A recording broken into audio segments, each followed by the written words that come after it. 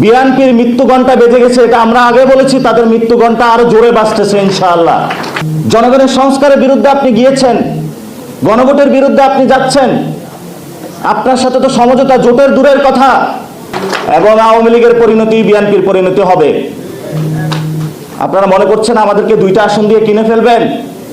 90 যারা আন্দোলন করেছিল, কাউকে হলে ওই যে বিকাশের সার্ভিস ধরিয়ে দেওয়া হয়েছে, কাউকে হলে রোডের কনস্ট্রাকশনের কাজ দেওয়া হয়েছে, কাউকে হলে এমপি বানিয়ে দেওয়া হয়েছে। আপনি 2টা আসন দিয়ে 3টা আসন দিয়ে আমাদের কিনতে চাচ্ছেন? এই স্বপ্ন বাংলাদেশে আমরা জীবিত থাকি বাস্তবায়িত হবে না।